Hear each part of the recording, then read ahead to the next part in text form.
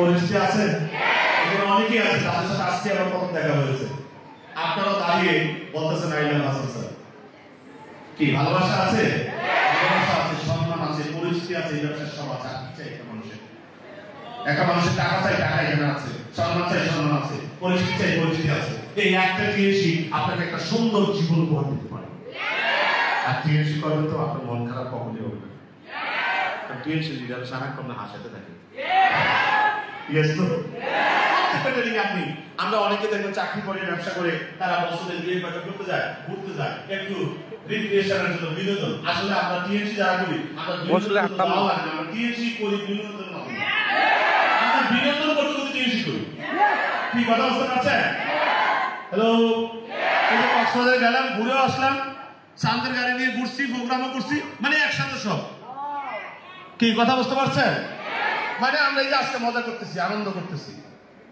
শুধু এইখানে বসে আনন্দ করলে হবে না, আগামী দিন আপনাকে এই হল থেকে সিদ্ধান্ত নিয়ে যেতে হবে, আগামী প্রোগ্রামের সেলিব্রিটি হিসেবে আমি এখানে আসবো। আমার মনে আছে আমি যখন প্রথম জয়েন করে ঢাকা শ্রীমতী সম্মান কেন্দ্রে একটা প্রোগ্রামে আমি যাই, কোম্পানির একটা বিবিএস ছিল, ওই প্রোগ্রামে আমি যাই। যাওয়ার পরে আমার স্থান হয় গ্যালারিতে, দোতলা গ্যালারিতে বসেছি উপরে। স্টেজে মানুষগুলো ছোট ছোট দেখা যায়, গ্যালারির থেকে অনেক দূরে না, ছোট ছোট দেখা যায়, ভালোভাবে দেখা যায় না। মনে মনে আমি ডিসিশন নিলাম যে আমি তো স্টেজের লোক, আমি এখানে কেন, আমি এখানে কেন, আমি নিজেকে প্রশ্ন করলাম আমি কেন এখানে। ওই একটা প্রোগ্রামে ডিসিশন নিয়েছি, পরবর্তী প্রোগ্রামে আমি 7 স্টার হয়ে মঞ্চে চলে আসি। এই প্রোগ্রামগুলোর মূল উদ্দেশ্য কি? এই স্বপ্নের জায়গায় আপনারা নিজেরা আসেন। আগামী প্রোগ্রামে কে কে সেলিব্রিটি হিসেবে আসতে চান? আসতে চান? নিজেকে এই জায়গায় নিয়ে আছেন, আজকে হাততালি দিব। কেন জানেন? যে আগামী বছর আমি এইখানে আসবো, আগামী মাসে আমি এখানে আসবো, অডিয়েন্স আমার জন্য তালি দিবে। এই জন্য আজকে ওইখানে বৈশা তালি বানাইতেছে, যেন আপনি এইখানে আসলে আপনার জন্য কেউ তালি দেবে। আপনি সততার সাথে কাজ করেন, অনেস্টির সাথে কাজ করেন, কেউ আপনাকে থামাতে পারবে না, কেউ না। কারণ আল্লাহ অলওয়েজ উইথ ইউ। আল্লাহ সবসময় আছে আমাদের সাথে। যিনি মুমিন উনি, ওনার সাথে কি আল্লাহ আছেন? তাহলে আমরা ভালো মানুষ হই, সততার সাথে কাজ করি, ব্যবসা করি। আর এই ব্যবসাটা হলো কি জানেন? আমরা অনেকে বিজনেস, সকল নবীদের সুন্নাত। ব্যবসা হলো সকল নবীদের সুন্নাত। ওইটা ছেড়ে দিয়ে আমরা চাকরি করে ছুটি, মনে রাখবেন চাকরি দিয়ে শেষ। এখন চলবে টিআরসি বাংলাদেশ, চাকরি দিয়ে শেষ। চলবে কি? আমরা কি পারবো? ইনশাল্লাহ মনে হয় না পারবো, ঘটনা ঘটাবো। আজকে যে মুন্না স্যারের কথা বলছে, আমি কাজী ফয়সাল, এটা শার্ট পরে আসছিল আমাদের খাওয়ার কাছে। শার্টটার মধ্যে অনেকগুলো তালি ছিল। আমি স্লাইড ওপেন করি না এই কারণে যে সবাই কম। তালি, পুরা শার্টের মধ্যে তালি। মুন্না এসেছিল, বোকারি বুতাম সবই খোলা, একটু তো খোলা, সাধারণত বলা মানে যেটা থাকে আর কি। শু পড়তো না মুন্না, স্যান্ডেল করে আসতো। শু পড়লে নাকি মাথা গরম হয়ে যায়। এখন কত স্মার্ট বয়। যে পোশাক, যে শার্টটা পরছিল, ওই শার্টটা যদি এখন মুন্নারে ফয়সালকে দেওয়া হয় যে বাবা শার্টটা 50,000 টাকা দেবেন, ওই শার্টটা ওই প্যান্টটা একটু বড়, টাকা নেবে? তাহলে ওইটা পরে বেরোতে পারবে না। আমাদের চেয়ারম্যান ডক্টর লি জিনিয়ান একবার একটা প্রোগ্রামে বলছিল যে টিএনসি তোমাকে এমন এক জায়গায় নিয়ে যাবে, তুমি চাইলেও আগের জায়গায় ফেরত আসতে পারবা না। আজকে রেডিও মনে হচ্ছে ইয়েস রাইট, এটাই হয়েছে। এখন আমি চাইলেও আগের জায়গায় যেতে পারবো না। তাইলে বানাইলাম, অভিনয় করবো, অভিনয় করে স্বাস্থ্য আগের টাকা পাবো। 2 মাস না করে রাখবো তো স্বাস্থ্য আগের টাকা দেখো না। মুন্না আগের জায়গায় যাইবো স্বাস্থ্য। আচ্ছা কথা কি বুঝতে পারছেন? এবং মুন্না কিন্তু তোতা ছিল, আজকে কথা বলছে আপনাদের সাথে। আপনারা বলছেন মুন্না যখন জিজ্ঞেস করছেন তোমার নাম কি? স্যার আমার নাম মুন্না স্যার। একদিন আমি বলতে স্যার আমাকে হবে, তাই বলছে তোমার দিয়ে হবে।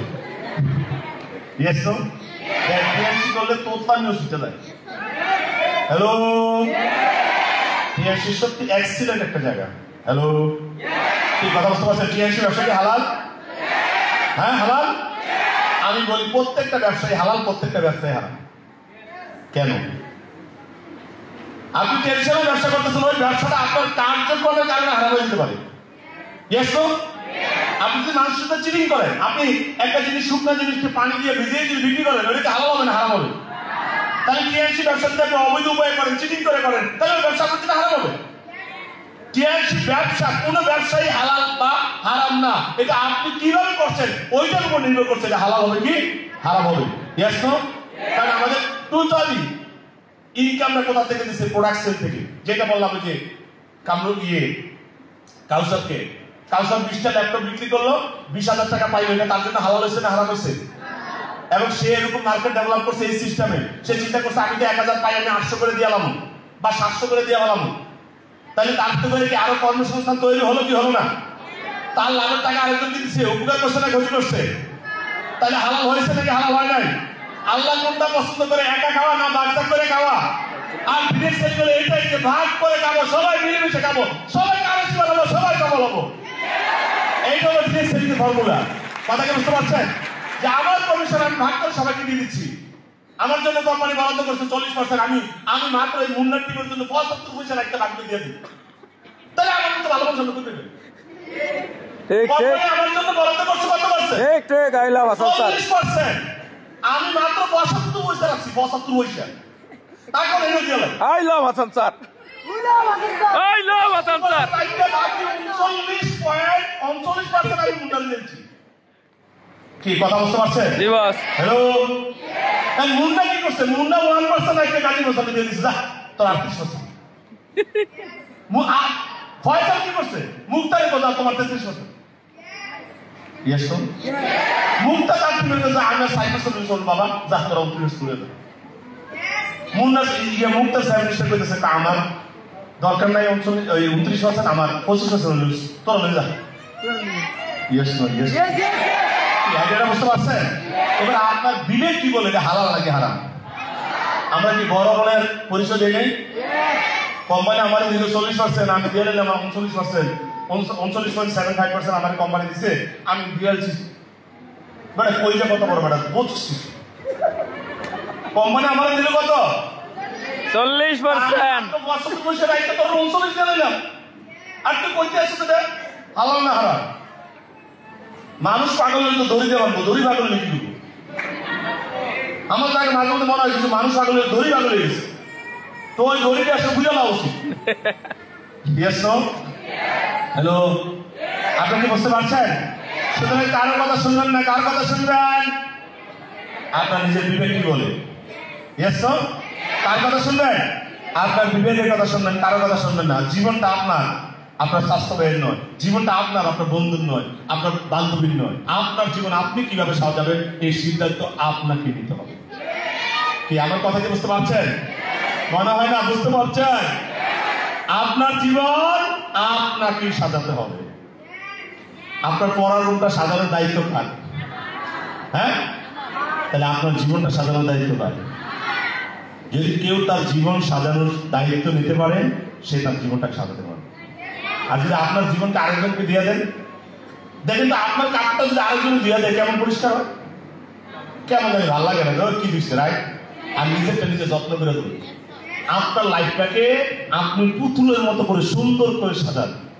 আপনার ড্রেসটা কেমন হবে, আপনার একটা স্বামী আসবে না সে কেমন হবে, আপনার স্ত্রীটা কেমন হবে, আপনার লাইফস্টাইলটা কেমন হবে, আপনার বেডরুম কেমন হবে, আপনার ড্রয়িং রুমটা কেমন হবে। আমি আমার জীবনে যেরকম একটা ফ্ল্যাটের স্বপ্ন দেখেছিলাম, ঠিক আমি আমার মতো ডিজাইন করে আমি আমার ফ্ল্যাটটা তৈরি করেছি। কোন ইঞ্জিনিয়ার ডিজাইনার দিয়ে আমি ফ্ল্যাট বানাই নাই, আমি যেরকম চিন্তা করেছি আমি এরকম তৈরি করেছি। তাহলে আপনার জীবনের একটা অ্যানিমেশন আপনি তৈরি করেন। মনে রাখবেন, মানুষ তার স্বপ্নের সমান বড়, মানুষ তার চিন্তার সমান বড়। তাহলে আপনার চিন্তা যত বড় হবে, আপনার জায়গাটা, সফলতার জায়গাটা আরো অত বড় হবে। কথা কি বুঝতে পারছেন? চিন্তাটা বড় করে দেখবেন, কখনো নিজেকে ছোট ভাববেন না। আপনি সৃষ্টির সারাজীব। মানুষ আপনাকে গালি দিয়েছে, ছোট লোক বলেছে, বকা দিয়েছে, মন খারাপ করেন না। কারণ মানুষ যা বলে আপনি তা না, বরং আল্লাহ যা বলে আপনি তা। আল্লাহ আপনাকে ঘোষণা দিয়েছে আপনি সৃষ্টির সারাজীব মানুষ। সো নিজেকে প্রুভ করতে হবে, প্রমাণ করতে হবে আপনাকে। মহান স্রষ্টা যা কিছু ডাউনলোড করার আমাদেরকে করে দিয়েছে, সব দিয়ে দিয়েছে কিন্তু আমাদের। এখন আমাদের এই শক্তিকে কাজে লাগিয়ে, এই পাওয়ারকে কাজে লাগিয়ে আমরা প্রমাণ করতে হবে যে আমরা সৃষ্টির সারাজীব। কি আমরা কি পারবো না? মনে হয় না সবাই পারবো? সবাই পারবো? মনে হয় না সবাই পারবো? পারবো? আগামীতে কে কে আসবেন এখানে সেলিব্রিটি হিসাবে? কারা কারা আসবেন? ইনশাআল্লাহ আসবেন। Yes, আমিও দোয়া করি আপনারা সবাই সফলতার মঞ্চে আসেন এবং এবারের প্রোগ্রামটা অনেক সুন্দর হয়েছে। আমি বলবো আগামী প্রোগ্রাম দেখবেন আরো সুন্দর হবে, কারণ লিডাররাও আস্তে আস্তে ম্যাচুরিট হচ্ছে। Yes no? লিডাররা যত ম্যাচুরিট হবে প্রোগ্রামগুলো তত সুন্দর হবে। আবার আপনারা ম্যাচুরিটি আসতেছেন না? Yes no? আগামী এই প্রোগ্রামে যতজন সেলিব্রেশন পাবে আগামী প্রোগ্রামে আরো অনেক বেশি সেলিব্রেশন পাবে। সবাই ভালো থাকবেন, সুস্থ থাকবেন এবং টিএনসির সাথে থাকবেন। ধন্যবাদ সবাইকে। আসসালামু আলাইকুম।